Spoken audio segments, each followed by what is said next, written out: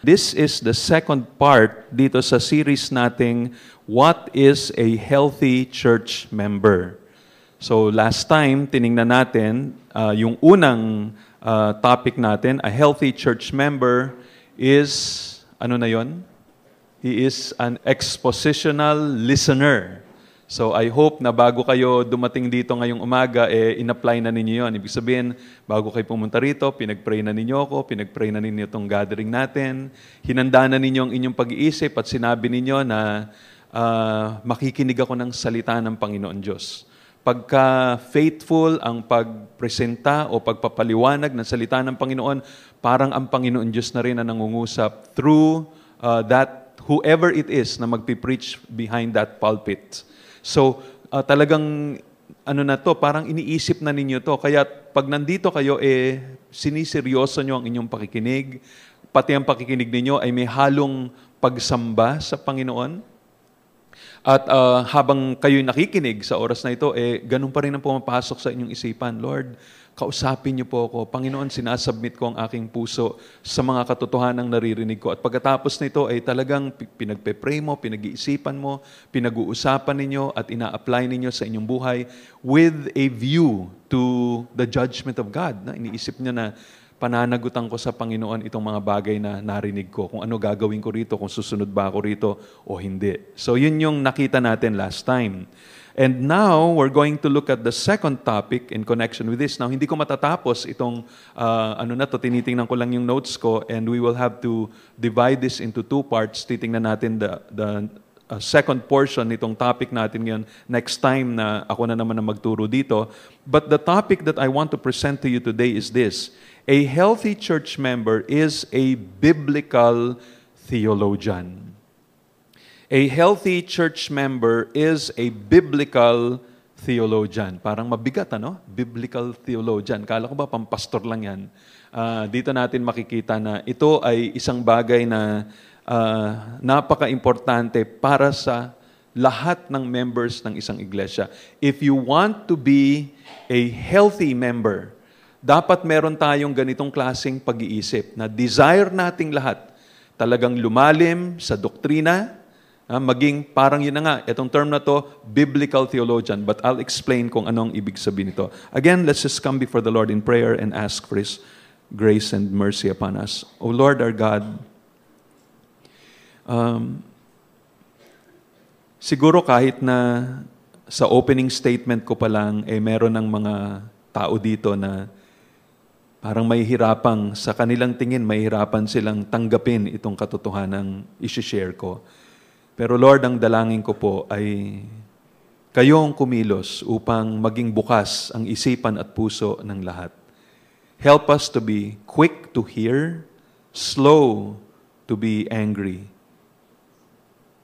slow to speak against the teaching of your word. Tulungan niyo, Panginoon, na maging bukas talaga kami sa mga tinuturo ninyo.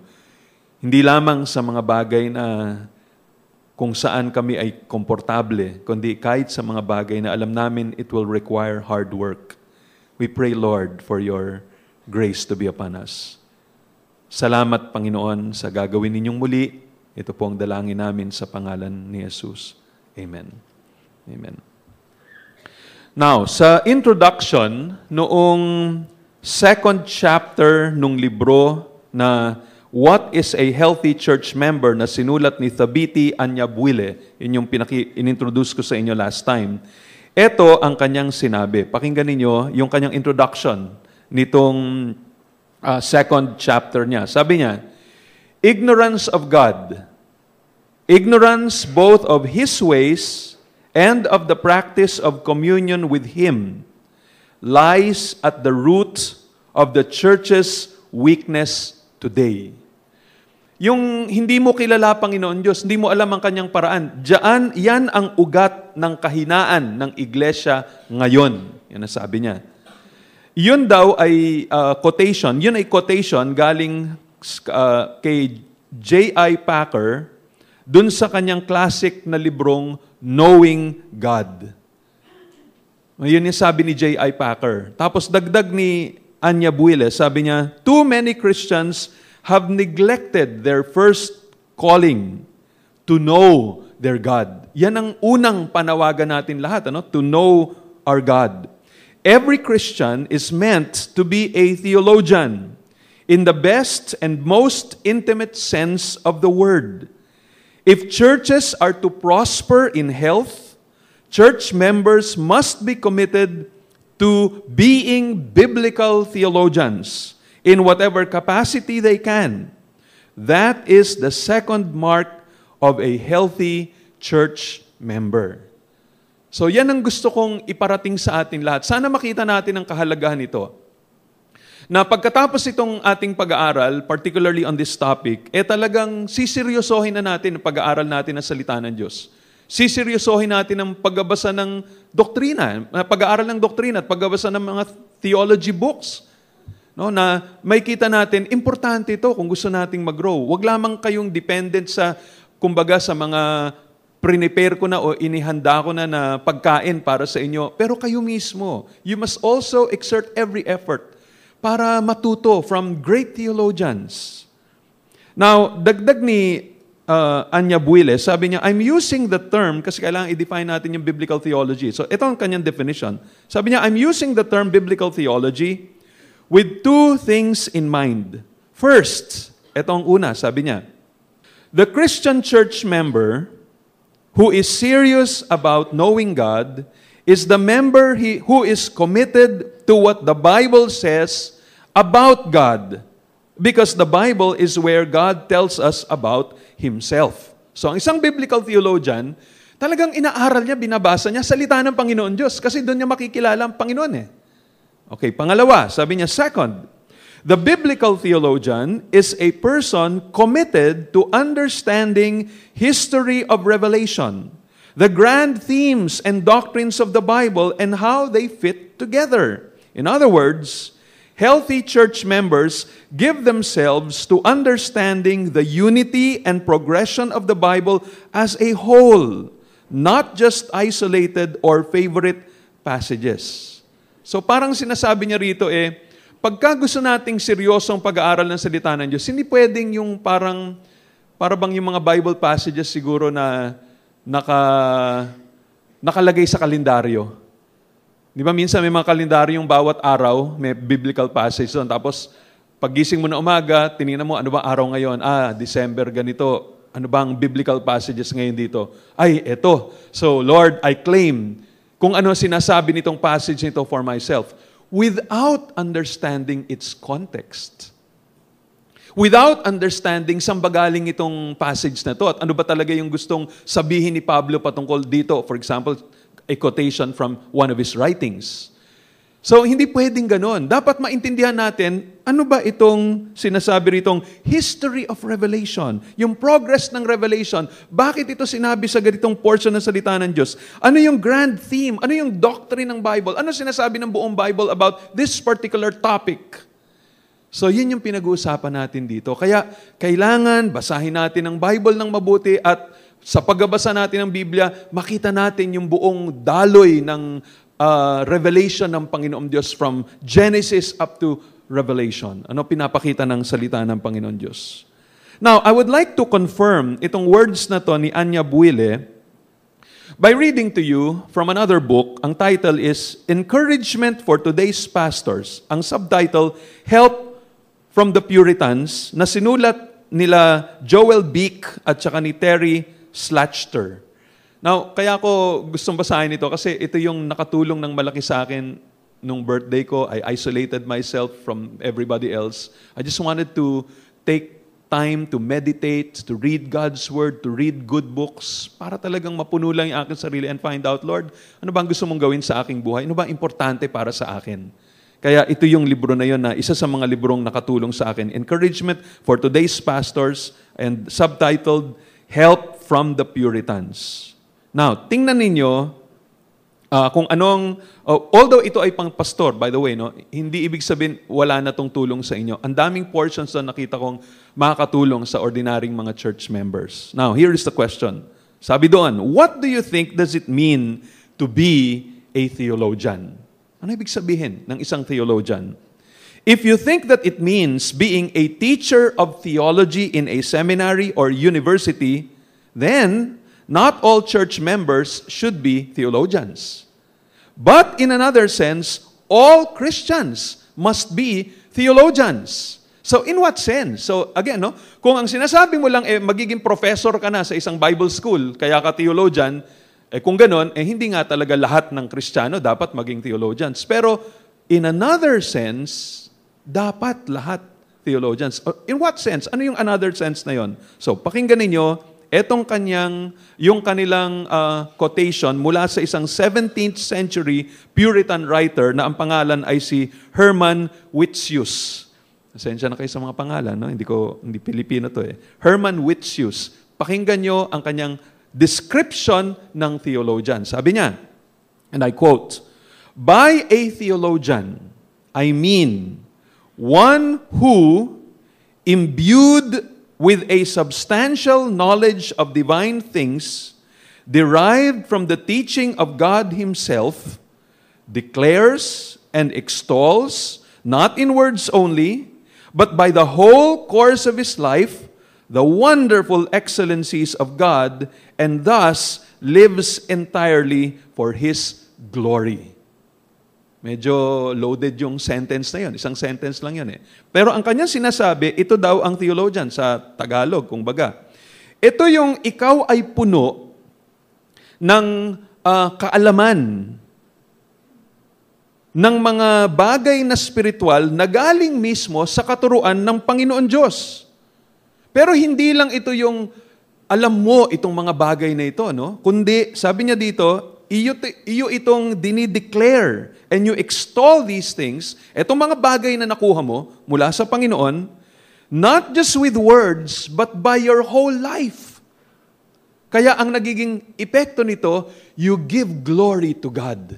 So, tingnan nyo, kung yun ang ibig sabihin ng theologian, sinong magsasabing ayokong maging theologian? Tama, dapat tayong lahat maging theologian. Dapat lahat tayo gusto natin na malaman ng buong buo anong sinasabi ng Panginoon Diyos, a substantial knowledge of divine things derived from the teaching of God Himself. Yun ang gusto natin. And then gusto natin i-share ito sa iba, not just with words, but by our lives. So that ang resulta nito, God is glorified. That, according to him, is a theologian. Now, ang tanong, what do you mean pag sinabing imbued with a substantial knowledge of divine things derived from the teaching of God Himself? In other words, paano mo mapupuno ang iyong kaisipan nitong divine knowledge na galing mismo sa salita ng Panginoong Diyos? Well, doon sa libro, merong dalawa akong nakita doon na gusto niyang sabihin doon. Well, one is, by an earnest reading and meditation of the Bible. Siyempre, saan mo pa makukuha itong mga divine things derived from the teaching of God Himself? Di sa Bible, yun yung una. By the earnest reading and meditation of the Bible. Yan ang una, how to imbue yourself with substantial knowledge of divine things. Pero pangalawa, it is also by reading books of sound biblical theology. Now, maybe some of you at this point are saying, doesn't that contradict the principle of sola scriptura? Scriptures alone? Hindi po.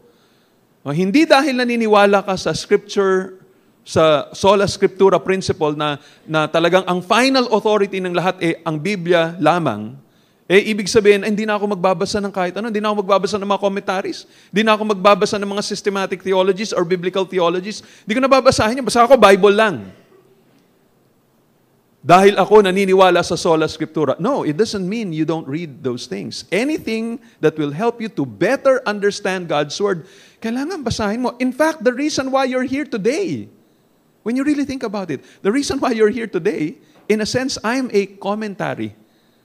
Talking commentary nga lang. Hindi ako libro. Pero komentaryo din ang ginagawa ko. And that's the reason why you're here. You're listening to my explanation of God's Word. And would you say, hindi kami makikinig ka, Brother Jurem, kasi hindi naman Bible yan eh. Kasi kung talagang Bible lang ako, ang ginawa ko, binasa ko na lamang talaga yung Bible. So ngayon, pag-aaralan natin, gusto natin matutunan tungkol sa Book of Romans. So basahin ko lang from Romans chapter 1 up to chapter 16. Walang komentaryo. Of course, obviously, hindi pwede yung ganon. Kaya eto, tama yung sinasabi rito. It is by the earnest reading and meditation of the Bible and by reading also, ito, books of sound biblical theology. Now, tingnan natin ang biblical basis nito. Una, dito muna sa yung patungkol dito sa yung reading the Bible. You know, if I were to choose ang daming mga pwedeng gamiting verses, pero isa sa mga passages na magandang gamitin bilang suporta dito sa dapat basahin natin ang Biblia dahil dito natin makukuha itong kaalaman patungkol sa Panginoong Diyos, itong Colossians chapter 1, verse 28 up to chapter 2, verse 7. Medyo mahaba-haba ito pero makikita nyo bakit itong passage na to ang kinuha ko. Colossians chapter 1, verse 28 up to chapter 2, verse 7. Ito sabi ni Paul doon. In Him, Him, referring to Jesus Christ, Him we proclaim, warning everyone and teaching everyone with all wisdom, that we may present everyone mature in Christ. Now, of course, etong Him we proclaim, wala na dito si Paul. Hindi na natin maririnig yung audible voice niya. Patay na siya, matagal na. Pero yung mga sinabi niya at mga tinuro niya, nakalagay sa Bible, sa New Testament, sa mga epistles niya. So, etong Him we proclaim, warning everyone, teaching everyone with all wisdom, that we may present everyone mature in Christ. We can get that by reading the New Testament, particularly yung mga epistles. Doon natin makukuha yon. And when we keep on meditating and reading the words na tinuro ni Paul dito, we will become mature in Jesus Christ. Okay? Verse 29, sabi niya, for this I toil, struggling with all His energy that He powerfully works within me. For I want you to know how great a struggle I have for you and for those at Laodicea and for all who have not seen me face to face, that their hearts may be encouraged, being knit together in love, to reach all the riches of full assurance of understanding and the knowledge of God's mystery, which is Christ, in whom are hidden all the treasures of wisdom and knowledge. Again, saan natin makikita yung mga mysteries na yan tungkol kay Kristo? We can get it from the Bible. And when we discover this Jesus of the Bible, makikita natin itong treasures of wisdom and knowledge. Kaya nasa Bible yan Verse 4, I say this in order that no one may delude you with plausible arguments. For though I am absent in body, yet I am with you in spirit, rejoicing to see your good order and firmness of your faith in Christ. Therefore, as you received Christ Jesus the Lord, so walk in Him, rooted and built up in Him and established in the faith, just as you were taught, abounding in thanksgiving. Kailangan maintindihan natin yung context itong buong pagkakasulat ni Paul nitong letter na to the Colossians. Merong false teachings na kumakalat sa mga churches o sa church at Colossae, and then yung kanilang pastor or perhaps leader or maybe elder or pastor na si Epaphras, hindi niya alam kung anong gagawin niya. So he travels a distance, goes to Rome, visits Paul, and asks him his counsel. And then Paul, in response, sabi niya, okay, eto, sulat na to. So si Epaphras, dinala niya itong sulat ni Paul to the Colossians at ito ang kanyang naging basis para i-address itong mga problemang nasa Colossae. At dito sinasabi niya na ang pinakapunto na gusto niyang pakita dito sa letter na to, hindi niyo na kailangan itong mga so-called philosophies or worldly knowledge because all of that you get in the Lord Jesus Christ. Kaya yung Colossians, dito natin makikita, isa ito sa mga importanteng Christological epistles or letters of the New Testament na kung saan yung nature ni Jesus Christ, yung character ni Jesus Christ klarong-klarong nilagay diyan. Makikita natin yan sa chapter 1. So ito ngayon na sinasabi niya, itong si Kristo na to, Him we proclaim, warning everyone and teaching everyone with all wisdom, that we may present everyone mature in Christ. So kahit wala si Paul, eto lang, aaralin natin, basahin natin ang kanyang salita, ganito mangyari sa ating buhay. We will become spiritually mature. Etong isang statement from the book Encouragement for Today's Pastors. Again, quoting from the Puritan writer Herman Whitsius. Ito sabi niya, ni Herman Whitsius, "Our faith must rest in God alone, whose word fills the mind with truth that is heavenly, pure, solid, certain, without the least mixture of error, unspeakably sweet, satisfying, penetrating, powerful, and breathing forth the fragrance of holiness into the soul."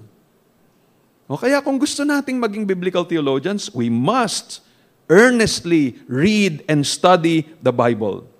What about the second part? Obvious yun, madali yun matanggap at maintindihan. Pero what about the second part na binanggit ko kanina? That we also have to read books of sound theology. Uy, yan ang tanong. Parang hindi na yata biblical yung prinsipyo na yan. Na kailangan wag lang Bible lang basahin mo, magbasa ka rin ng mga biblically ng mga libro of sound theology. Well, tanong, where do you get a support for such a principle in the Bible? Alam nyo, I was thinking about this. And maganda kasi talaga pag may makita ka suporta from Scripture para wala kang takot. Kahit na gawin mo to, alam mo, walang problema to kasi may suporta sa salita ng Diyos. Now, tingnan ninyo itong mga verses na to. Number 1, Acts chapter 8, verses 27 up to 35. Aniniwala ako pwede nating gamiting suporta to doon sa prinsipyo na yon, that we should also be reading yung mga sound authors, mga libro ng maayos na theology. Acts chapter 8, verses 27 up to 35. Ang kwento rito, sinabihan ng banal na Espiritu si Philip, isa sa mga naging mga servants nung early church, at sinabi niya, pumunta ka sa lugar na to. And dun sa kanyang napuntahan, sabi dun sa verse 27, "And there was an Ethiopian, a eunuch, a court official of Candace, queen of the Ethiopians, who was in charge of all her treasure. He had come to Jerusalem to worship and was returning, seated in his chariot, and he was reading the prophet Isaiah." So nagbabasa siya ng Bible. "And the Spirit said to Philip, 'Go over and join this chariot.' So Philip ran to him and heard him reading Isaiah the prophet and asked, 'Do you understand what you are reading?'" Naintindihan mo pa ang binabasa mo? 31. And he said, "How can I unless someone guides me?" Paano ko maintindihan to kung walang gagabay sa akin? And he invited Philip to come up and sit with him. Now, the passage of the scripture he was reading was this. Yan ay galing sa Isaiah 53, verses 7 up to 8, na nakalagay, "Like a sheep he was led to the slaughter, and like a lamb before its shearer is silent, so he opens not his mouth. In his humiliation justice was denied him. Who can describe his generation? For his life is taken away from the earth." So that's what he was reading. Hindi niya maintindihan. Ano ba ibig sabihin nito? Verse 34, "And the eunuch said to Philip, 'About whom, I ask you, does the prophet say this? About himself or about someone else?' Verse 35, "Then Philip opened his mouth and beginning with this scripture, he told him the good news about Jesus." Philip is not an inspired writer in the sense na the Apostle Paul, Apostle John, Apostle Peter are inspired. Hindi siya ganun. He didn't write any scripture. But what he knew, because of his knowledge of Scripture, yun ang kanyang ginamit upang ipaliwanag kung anong ibig sabihin ng Isaiah. Tao siya. No? Kaya ito ang pwede nating sabihin, yan si Philip, in a sense, he is a theologian, a good theologian, very good theologian, who is able to explain kung ano sinasabi na salita ng Diyos to an individual who doesn't know it, who's ignorant of Scripture. Yan ang isang suporta ko na pwede tayong lumapit sa isang tao na alam niya at proper yung kanyang explanation ng salita ng Diyos o kaya isang libro na nagbibigay ng komentaryo about certain things and then find out, ano sinasabi nitong passage na to? Hindi ko maintindihan. If it is a faithful explanation, then tama yon, mabuti yon, maganda yon. Another example, Acts chapter 18, verses 24 up to 26.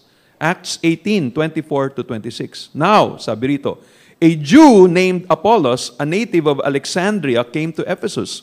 He was an eloquent man, competent in the scriptures. Okay, magaling sa Bible. He had been instructed in the way of the Lord, and being fervent in spirit, he spoke and taught accurately the things concerning Jesus, though he knew only the baptism of John.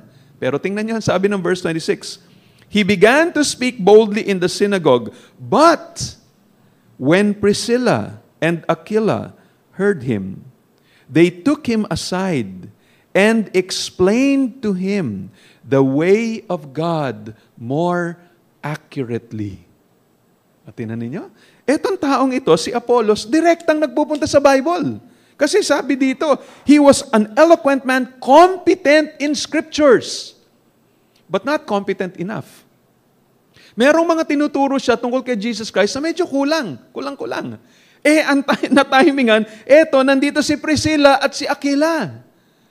So habang sila nakikinig, sabi niya, okay na tong preacher na to, pero may kulang pa rin.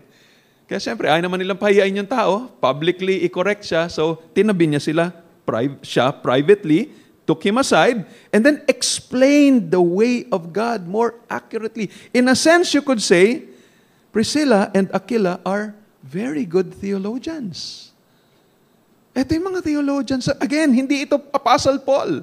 Kasi, kaya ito yung hinahanap kong mga tao. Kasi pag ginamit ko si Apostle Paul, si Peter ang nagpaliwanag, sabihin nyo, inspired yun o di ganun pa rin. Balik tayo sa Bible.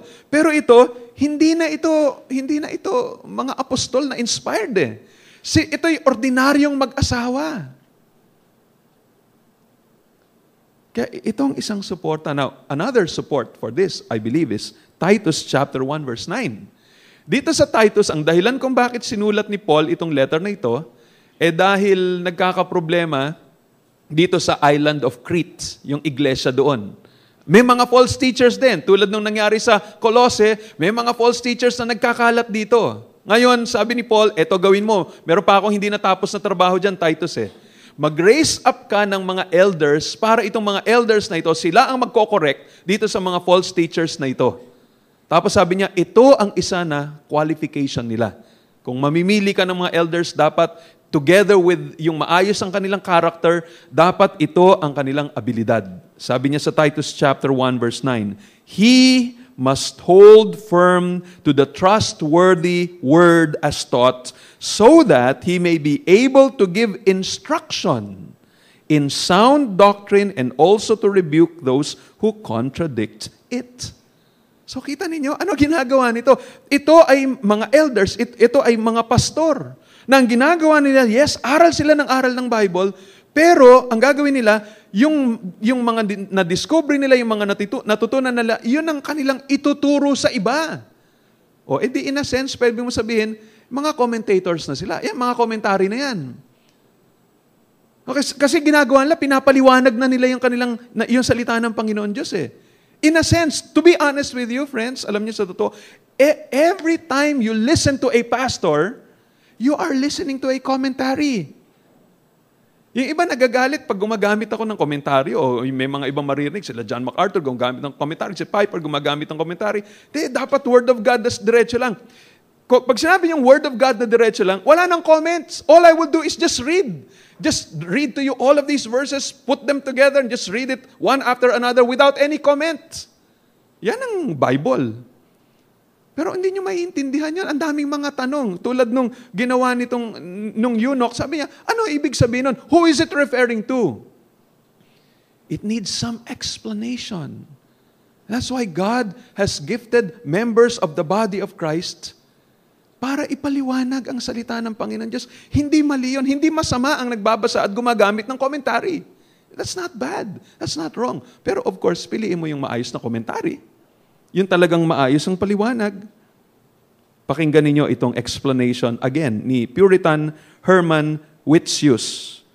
Gusto niyang ipakita rito to the effect, yung aking babasahin yun, parang ang effect nun, ang gusto niya sabihin is, it will be to our peril if we just teach ourselves and fail to learn from the great teachers whom the Spirit has given to the church through the ages. Kung ikaw ay magbabasa ng Biblia, sarili mo at tuturuan mo lang ang sarili mo straight from the Bible, and you will disregard yung mga great teachers of God throughout the centuries or even at present. Sabi mo, hindi ko nababasahin yung mga yan. Basta ako directly from the Bible lang. Sabi niya, delikado ka. It will be to your disadvantage. Ito ngayon ang sabi ni Herman. Sabi niya, and I quote, "We must also not presume to teach ourselves." Yung bang tuturuan lang natin ang ating sarili. When, sabi niya, illustrious men in the church have discerned in the Holy Scriptures, have drawn from them, have committed to writing and placed in the clearest light many things of which we, in the thick darkness of this life, would otherwise perhaps have remained forever ignorant, unable by our own unassisted powers to discover them in the minds where they lay hid. Kita niya sinasabi niya? Actually, dinugtong niya ito dun sa una niyang sinabi na dapat straight talagang basahin natin from the Bible itself dahil napaka-precious ng mga makukuha nating mga bagay dito. Pero sabi niya, but we must not presume. Huwag nating isipin na ikaw, pag magbabasa ka ng Bible, ikaw lang at hindi mo na kailangan itong mga teachers ng Word of God. Mali yun. Kasi itong mga taong ito, grabe sila mag-pray, grabe yung knowledge and wisdom na binigay sa kanila ng Panginoon. At ikaw na isang ordinaryong nagbabasa ng salita ng Panginoong Diyos, hindi ka ganun katalino, hindi ka ganun kagaling, hindi ka ganun ka-spiritual, hindi ka ganun ka-connected sa ating Panginoong Yesus, at sasabihin mo lang na hindi ko na sila kailangan. Babasahin mo lang sarili mo, hindi mo mamimina, hindi mo makukuha itong mga ginto na nakuha nila. Now, of course, that will be, now, this is not to say na, talagang kailangan natin itong mga taong to. Hindi, ang gusto ko lang sabihin sa inyo is, alimbawa, kunyari, wala kang access dun sa ganito, napunta ka sa isang isla, na Bible lang talaga yung dala mo, wala kang ibang mga commentaries, hindi naman pwedeng all throughout your life, umiiyak ka na lang. Bakit? Kasi Bible lang ang nakuha ko. Sana nakiiwan ko yung MacArthur Study Bible, naiwan ko yung ESV Study Bible. Hindi. Kahit na Bible lang at walang mga comments, of course, tuturuan ka ng banal na Espiritu Santo. But what I'm saying is, if you have access to these things, open yourself and say, Lord, tinuruan niyo sila eh.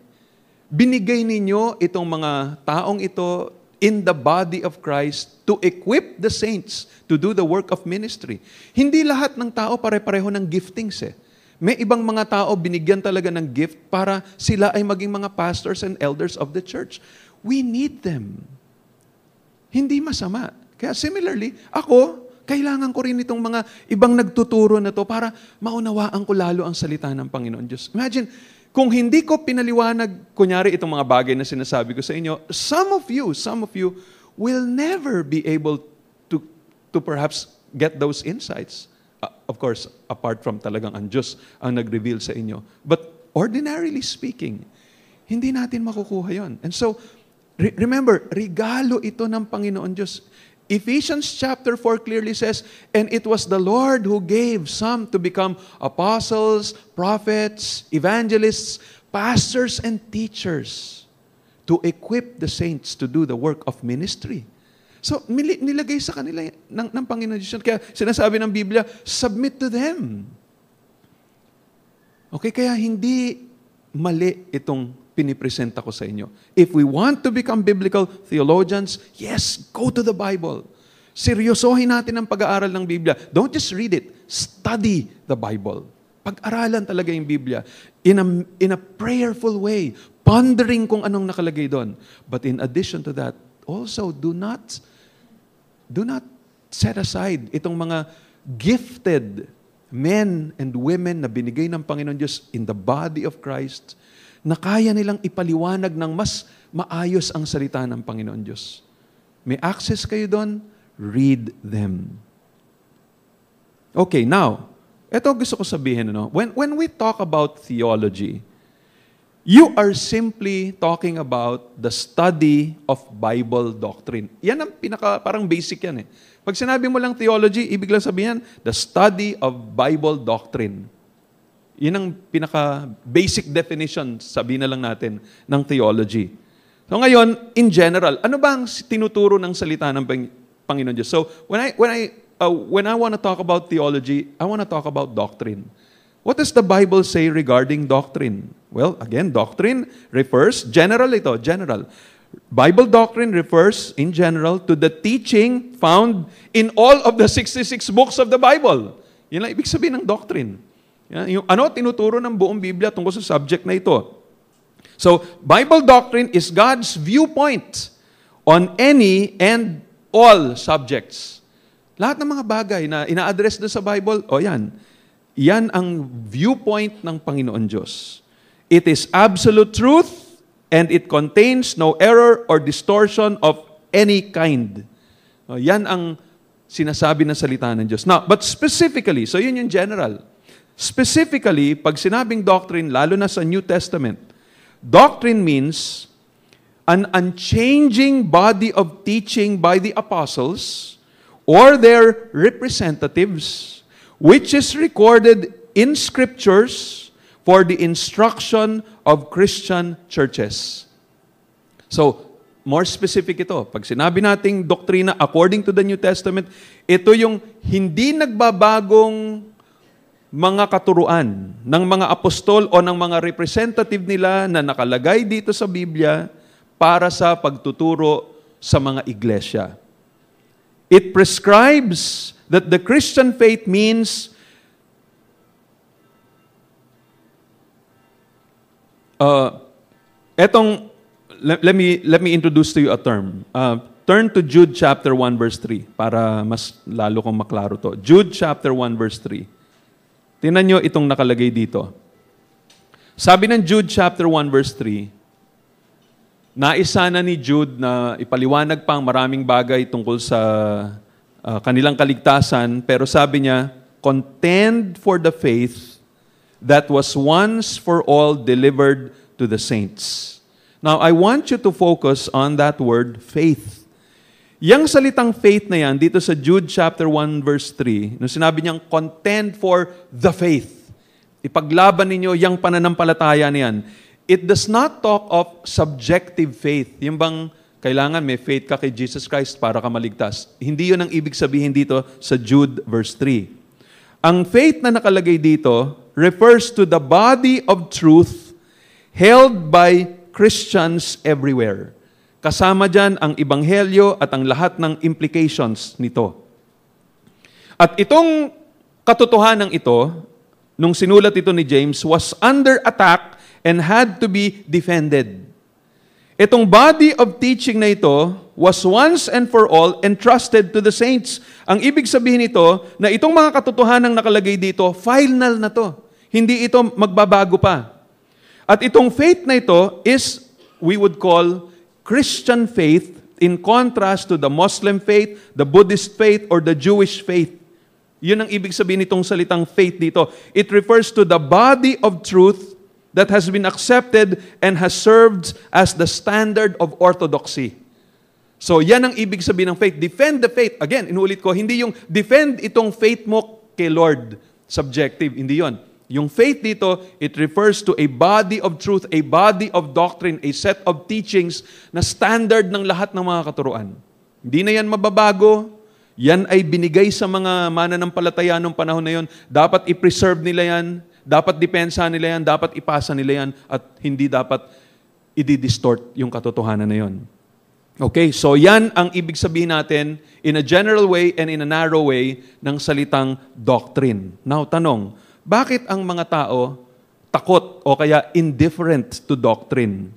Well, isa ay dahil akala ng marami, doctrine is only for ministers. Yung mga doctrine, ayan, pang theologians lang yan, for Bible students lang yan, at saka for those involved in ministerial training. Lalo na pag narinig na nila yung mga subjects na merong ology sa dulo. Natatakot na sila doon. Halimbawa, yung mga salitang tulad ng, ayan nga, theology, bibliology, hamartiology, pneumatology, at kung ano-ano pang may mga salitang ology, ecclesiology, eschatology, parang natatakot na sila. Pero actually, ano lang ito, mga ano lang ito, mga technical terms to refer to, pag sinabing pneumatology, study of the Holy Spirit. Yan lang naman ibig sabihin nun. Kasi ang haba pa, pag sinabi mo, the study of the Holy Spirit. Ang dami pang mga salita, the study of the Holy Spirit. 6 pa. In one word, pneumatology. Soteriology, the study of salvation. Ang dami pa. Okay, one word, soteriology. Ecclesiology, eschatology, study of last things. Ecclesiology, from ecclesia, study of the church. Yan lang ang ibig sabihin nun. Kaya huwag tayong matatakot pag narinig natin yung mga terms o mga salita na yon. Alam nyo, sa totoo, kung iisipin natin na mabuti, makikita natin na etong mga bagay na ito, pinag-aaralan ng ordinaryong mga tao. Mga ordinaryong mga tao. Alala ko, many years ago, may kasama akong isang grupo ng mga Christians na nagpunta kami ng Korea. And we went to one of the largest Methodist churches there. Nung pumunta kami doon sa kanilang lugar, na-discover namin itong isang grupo ng mga kababaihan na uma-attend sa isang women's Bible study. Alam niyo kung gaano sila karami? 300 na mga kababaihan. Halo-halo, may mga matatanda, may mga bata rin. Ano inaaral nila? The Book of Romans. Yung kanilang teacher, theologian. Ordinaryong mga babae, mga housewives, hindi mga Bible students. May mga matatanda sa kanila, pero ito inaaral nila.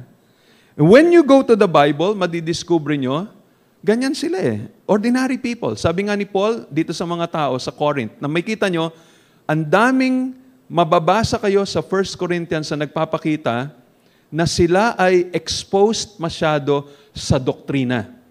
Pero yung grupo ng mga tao na uma-attend nun on exposed dito sa doctrines na tinuturo ni Paul, ano itsura nila? Sabi ni Paul sa 1 Corinthians chapter 1 verse 26, "Consider your calling, brothers. Not many of you were wise according to worldly standards. Not many were powerful. Not many were of noble birth." So in other words, they were ordinary people. Pero ano yung mga subjects na tinuro ni Paul sa kanila? Well, one is the gospel. Soteriology. Sabi ng 1 Corinthians chapter 1 verse 18 at saka 21 up to 23, "For the word of the cross is folly to those who are perishing, but to us who are being saved it is the power of God. For since in the wisdom of God the world did not know God through wisdom, it pleased God to the folly of what we preach to save those who believe. For Jews demand signs and Greeks seek wisdom, but we preach Christ crucified, a stumbling block to Jews and folly to Gentiles." You see, naririnig nyo pa lang yan. It will already require, ano ba ibig sabihin nun? It will require explanation. Pero they were exposed to that.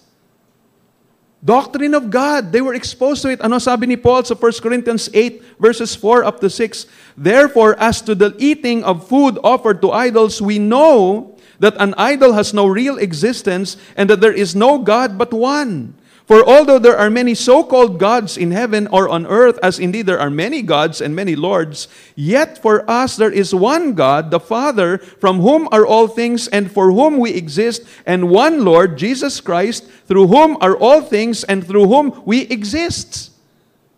You know, if you will go through all of that in detail, ano ibig sabihin nun?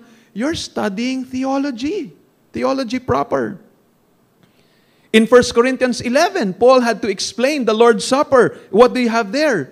That's called ecclesiology. Part yun ng doctrine of the church. If you turn to 1 Corinthians chapters 12 up to 14, you have the spiritual gifts. That's part of the doctrine of pneumatology, the study of the Holy Spirit. If you have 1 Corinthians chapter 15, you have the resurrection. That's part of the study of eschatology, the study or the doctrine about last things. Kaya tingnan nyo, itong mga ordinaryong mga tao, they are exposed to theology. You can say, these people are theologians. Kaya wag nating sabihin, ayokong doctrine, ayokong theology, pang mga pastor lang yan. No, you're wrong when you say that. Pangalawa, the erroneous idea. No, bakit ayaw ng mga taong or they neglect or they are indifferent to doctrine? Because of the erroneous idea that Bible doctrine causes division. Nako, pag doktrina na pinag-usapan natin, magkakaaway-away lang tayo dyan. Pero alam niya, sa totoo, hindi. Pag binasa ninyo ng mabuti yung Biblia, madidiscover ninyo na kung sino yung pastor o yung elder o yung teacher na talagang alam niya yung doktrina, alam niya yung sinasabi ng salita ng Diyos, siya ay hindi argumentative. Tingnan niyo nakalagay sa 2 Timothy chapter 2, verses 24 and 25. 2 Timothy chapter 2, 24 and 25. Sabi niya, "And the Lord's servant must not be quarrelsome, but kind to everyone, able to teach, patiently enduring evil, correcting his opponents with gentleness. God may perhaps grant them repentance leading to a knowledge of the truth." So tingnan ninyo, yung taong alam niya ang salita ng Diyos, who has the ability to teach, he is not quarrelsome. Kaya mali yung sinasabi ba? Naku, pag alam mo doktrina, magkukos ka lang division. Paano ang alam natin pag sinabing, eto, ang dami alam sa doktrina, nai-imagine natin yung mga nandun sa Rizal Park na nakikipagdebate. Yan ang mga masyadong maalam sa doktrina. Dodoktrinahan ka niyan, kaya tinan mo sila. Pero sa totoo, mali yung attitude nila eh. Baka nga hindi sila itong tinasabi ng Bible dahil hindi ka dapat palaaway pagka naiintindihan mo ng mabuti yung doctrine. Sabi pa nga ni Paul sa Titus chapter 3 verses 9 and 10. Ito sabi niya para sa mga ganung palaaway. Sabi niya, "But avoid foolish controversies, genealogies, dissensions, and quarrels about the law, for they are unprofitable and worthless. As for a person who stirs up division after warning him once and then twice, have nothing more to do with him." O, iwasan nyo nga yung ganyang klaseng mga lagi nakikipagdebate, lagi nakikipag-away. Sabi niya, hindi, iwasan nyo sila. Now, of course, I am not saying that Christians and ministers of God's Word will never come to a point wherein kailangan talagang kumbaga, banggaan sila sa mga false teachers. And sometimes, it will cause division.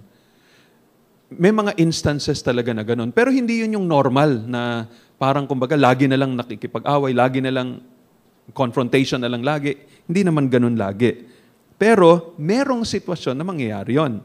Tulad ng sabi ni Paul sa Romans 16 verse 17, sabi niya, "I appeal to you, brothers, to watch out for those who cause divisions, create obstacles contrary to the doctrine you have been taught. Avoid them." Avoid them. So, in other words, sinasabi niya rito, kung ikaw ay nasa isang church at merong grupo ng mga tao na mga leaders, kunyari sila, pero sila nagtuturo ng mga maling katuruan. Nagkokos sila ng division. Sabi niya, layuan ninyo sila. So, tinan nyo, bakit ka lumalayo sa kanila? Because you know right doctrine. Alam mo kasi yung katotohanan eh. Kaya, in that particular situation, it is going to cause division. Pero again, in other circumstances, hindi. The more that you know God's Word, the more you are understanding, the more you are gentle in your approach, the more talagang mas pasensyoso ka pagka nagmi-minister ka doon sa mga iba because of your knowledge of God's Word. Okay, so yun, importante. Another thing, bakit yung iba indifferent towards doctrine or theology? Because of the erroneous idea that Bible doctrine hinders church growth. Eh naku, pag nag-doctrine ka, wala, hindi nalalaki yung iglesia ninyo. Pero kailangan pag-usapan natin, ano ba ang ibig nyo sabihin pag sinabi ninyong church growth? Ano bang klaseng growth ang pinag-uusapan? Ito ba yung paramihan lang ng members na a-attend sa church? Alam niyo, sa totoo, madali naman nating, in a sense, mapalaki itong church natin na to eh. Kunyari, dito si Manny Pacquiao. Kung dito uma-attend si Manny Pacquiao sa church natin, mabilis tayong lumaki. Mapupuno natin kagad yung lilipatan nating lugar. Kunin natin lahat ng mga basketball stars, mga artista, mga sumali sa beauty contest na nanalo ng mga Christians. Sama natin si Manny Pacquiao at iba pa. Hindi tatagal. Puno na lagi tayo. So mapaparami mo kagad. Pero ang tanong, yun ba yung klaseng pagpapalaki na gusto ng Panginoon? Hindi naman yun eh. In fact, when you look at the ministry of Jesus Christ, may mga sitwasyon pa na sinadya niyang gawin, i-expose ang puso ng mga tao para hindi lang sila sama na sama sa Kanya na mali ang motibo. Sa John chapter 6, ito ang nakalagay doon. John chapter 6, verse 26, and then verse 51, and then verse 60. Sabi niya doon, sa John 6:26, Jesus answered them, "Truly, truly, I say to you, you are seeking me not because you saw signs, but because you ate your fill of the loaves." That's 51. Sabi niya, "I am the living bread that came down from heaven. If anyone eats of this bread, he will live forever. And the bread that I will give for the life of the world is my flesh." And then verse 60, tingnan niyo naging response nila. When many of his disciples heard it, they said, "This is a hard saying. Who can listen to it?" And then they left. Hindi na sila sumama uli sa Panginoong Hesus dahil sa na-offend sila doon sa sinabi ni Jesus. Normally, kung mga pastor yon, ay naku, wala akong sasabihin na offensive para ma-hold ko itong maraming mga taong ito. But that's not what the Lord Jesus Christ did.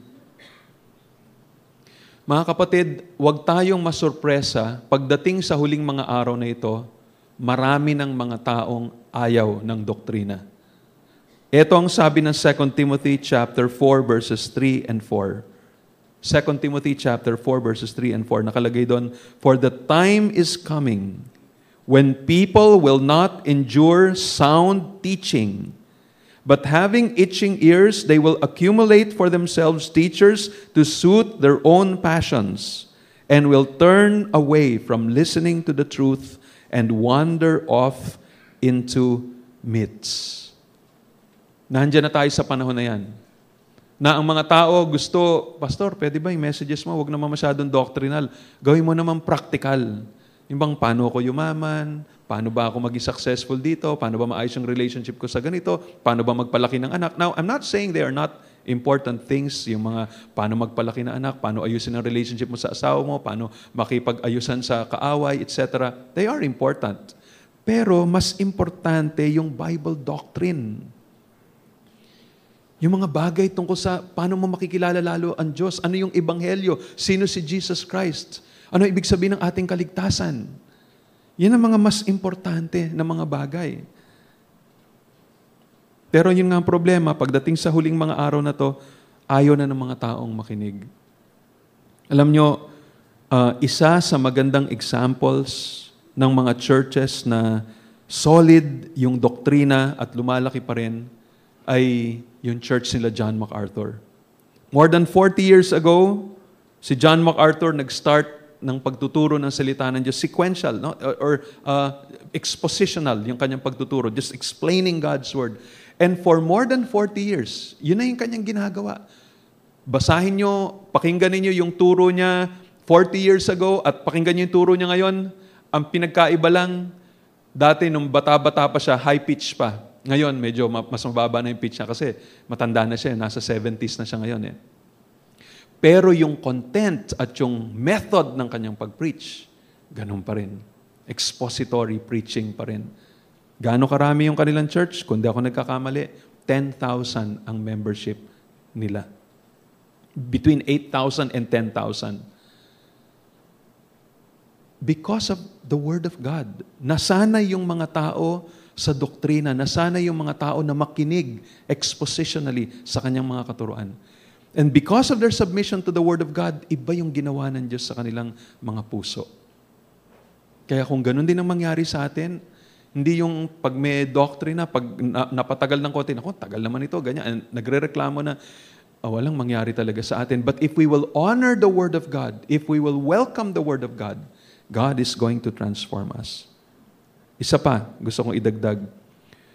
Why do people neglect doctrine, or why are they indifferent to it? Because of the erroneous idea that Bible doctrine is irrelevant or unimportant. Nasasabi niya, hindi kasi importante yung Bible doctrine. Walang tulong yan sa aking buhay. So as I said a while ago, if we were to ask a group of believers sa isang Bible study series, ano kaya yung ipe-prefer nila ng mga Bible study topics? More ang kanilang gusto, mga practical Christianity that is directly related to or relevant to their home, to their business. Dahil ang tingin nila, Bible doctrine is dry, it is boring, it is going to bring death. Alam nyo, lahat yung mga ideas na yon come from the deception of Satan. Sa diablo galing yon. Huwag niyong pakikinggan yon. Importante ang doktrina. Alam nyo, gusto ko lang sigurong i-share itong parang testimony, na personal testimony ko sa inyo. And this, na-share ko dun sa isang kapatid na parang tinitrain ko. Medyo nagtuturo na siya ng salita ng Diyos. I'm sure he's finding out ano ba talagang will ng Panginoon sa kanyang buhay. Pero isa na siya sa mga nabibigyan ng opportunity na magturo dito sa isang outreach natin sa SDG North. And I was sharing with him. Sabi ko, alam mo, Brad, gusto ko makita mo to na etong mga bagay na dapat mong matutunan. Sabi ko sa kanya, one of the things, sabi ko, is of course, read the Bible. Basahin mo ng mabuting Bible. Now, by the way, this is not just for ministers under training. This is not just for pastors. This is for everybody because that is what I did noong hindi pa ako pastor. And that is what the Bible says. Pinapakita ng salita ng Diyos. Sabi ko nga sa inyo, yan ang nakita natin in the experience of the Corinthians when they were exposed to the Apostle Paul. In fact, naalala ko tuloy ngayon, si Peter, he mentioned something in 2 Peter chapter 3. Sabi niya, there are some things that the apostle taught that are difficult to understand, that the unbelievers distort to their own destruction. In other words, may mga time talaga na yung turo hindi madali maintindihan. It will require patience. It will require careful listening. It will require expositional listening. It will require prayer for illumination. Basahin nyo lang yung Ephesians chapter 1 . Pag binasa nyo yun, di ba? Sabi nga ni Paul, siningitan niya ng prayer, yung chapter 1. Chapter 2 and 3 talks about doctrine, then siningitan niya na naman ng prayer. It is as if to say, ang ganda nitong aking mga sinabi, etong mga bagay na mga benefits ninyo when you receive Jesus Christ into your heart, but I pray that God may give you a spirit of wisdom and understanding so that you may know, you may be able to grasp all of these things that I shared with you. Kaya maging pasensyoso tayo kung sakaling may mga gano'n. Now, balik ako dun sa ano yung kinukwento ko sa kanya. Just to show you ano yung mga bagay na parang natutunan ko, nakita ko. And I believe this should be something na ginagawa ng lahat ng mananampalataya. Tingnan nyo, sabi ko, you read the Bible sequentially. Yung ayusin mo yung quiet time mo. Alagaan mo yan. Basahin mo yung Bible. And I told even other ministers, as much as possible, read the Bible once a year. Sa bawat taon, tapusin mo lagi ang Bible isang beses. Hindi yung 10 taon ka na, New Testament pa lang ang nababasa mo. Tapusin mo yung Bible, Genesis to Revelation, at least once a year. Kaya nga mga kapatid, importante, sa tingin ko, nakatulong sa akin, meron kang daily Bible reading program or scheme na ginagamit. Ang ESV Study Bible meron sa likod. Doon ako nagsimula. I think 3 years or 4 years pa ulit, mga 3 years pa ulit-ulit kong ginagamit yon. And then ngayon, ginagamit ko na yung kay Grant Horner. Pero bago pa ng ESV Study Bible yung system na nakalagay doon, Robert Murray McChain. And for many years, ganun na system na aking ginagawa. Before that, wala pa akong system. Ano lang ako, Genesis to Revelation lang. Basa lang ng basa, dire-diretso. And yun ang unang suggestion ko sa inyo. Read your Bible sequentially. At least once a year, basahin ninyo yun. Pangalawa, every time makapasok kayo, bago kayo pumasok sa isang libro, like for example, Matthew, tapos Mark na kayo, bago kayo makapasok sa Mark, I suggest, read the introduction about that particular book. Kaya, alam niyo, yun ang dahilan ba't gusto ko ng study Bibles. Unang study Bible ko, Ryrie Study Bible. Pagkatapos ko ng Ryrie Study Bible, NIV Study Bible. Ngayon, ESV Study Bible. And up to now, ganun pa rin ang ginagawa ko. Ano yun? I do Bible survey. And how do I do Bible survey? And how do I learn Bible survey? All I do is just pag hindi ako nagtuturo, all I do is just, before coming to a new book, I read the introduction, the purpose, the author, the recipients, when was it written, ano yung theme, ano yung contents na nakalagay dito, ano yung mga bagay. Ganun lang. If you're reading a MacArthur Study Bible, yes, read the text of the Bible. But bago ka pumasok na, pag nagka-quiet time ka sunod-sunod, basahin mo muna yung pagpasok mo na isang bagong libro, yung introduction muna. And you know, if you do that, lagi kang may Bible survey.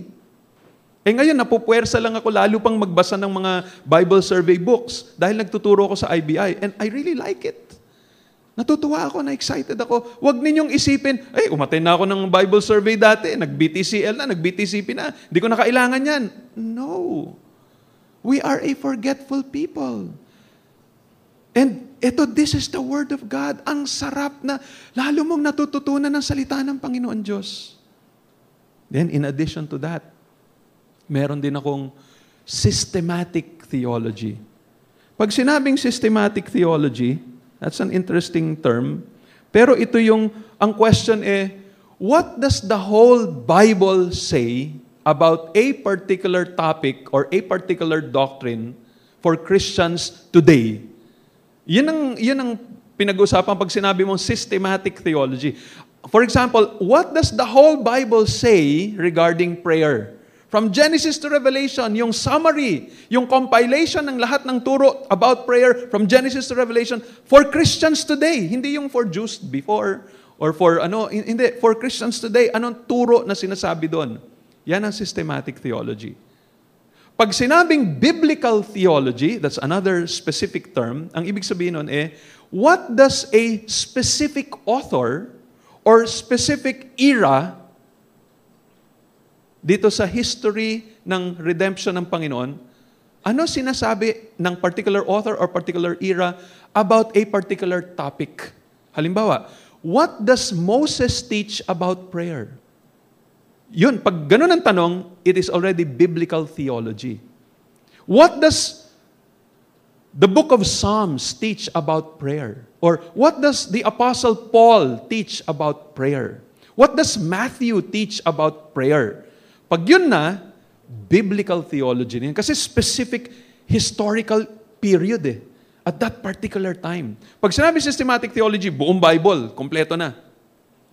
Kaya yung systematic theology, yun prutas ng exegesis at saka ng biblical theology, yung pag-interpret mo ng isa-isang verse at saka yung turo ni Paul o ni Peter ganito. Yung resulta nun, pag pinagsama-sama mo lahat yun, and then tiningnan mo kung ano sinasabi ng lahat ng authors, yan ang systematic theology. Now, tingnan nyo kung paano ako natulungan ng ganyang mga klase. And then, siguro, isa pang dagdag. Meron pa ang history. Alam nyo dati, nung high school ako, tamad na tamad akong magbasa. Tamad, super tamad. Tsaka alam nyo, sa totoo, mahina ako. Hindi ako magaling. Mahina ako. Pag nakita nyo yung ibang mga libro ko, halos bawat malalim na salita, merong encircle, tas merong definition doon. Dahil, kaya ang tagal ko magbasa noon, lagi akong tumitingin sa dictionary. Ano ba ibig sabihin ito? Minsan naiinis na ako, kaya lang napupersa ako. Inulit na naman itong word na to. Ayoko nang balikan yung dictionary ko, so sinusulat ko na lang doon. Minsan hindi ko maintindihan sa isang basahan, isang paragraph, uulitin ko na naman yon. Sometimes I have to read it 3 times. Noong una, na natututo pa lang ako magbasa. I had to read yung kay Mortimer Adler's book, How to Read a Book, in order to learn how to read a book. And nung nabasa ko na yun, ganito pala magbasa ng libro. So later on, naiintindihan ko na. Pero tingnan nyo, naging malaking tulong sa akin to. Think about this. It was because of my reading of Martin Lloyd-Jones's book, Knowing the Times, that I realized the error of ecumenism. It was because of reading John MacArthur's book, Ashamed of the Gospel, that I understood more clearly the meaning of the gospel. And that Lordship salvation is the correct view regarding salvation. It was because of reading Ian Murray's Revival and Revivalism that I understood bakit nag-deteriorate ang Christianity sa Amerika. It was because of these books that I began to see, kaya pala hindi dapat nag-altar call. It was because of this na nagkaroon ng Soli Deo Gloria Christian Church.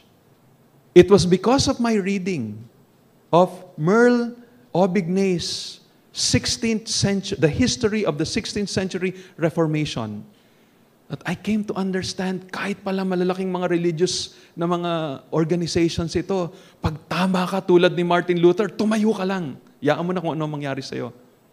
And because of these readings, that is where I discovered, mali pala yung tinuturo ng dating church namin.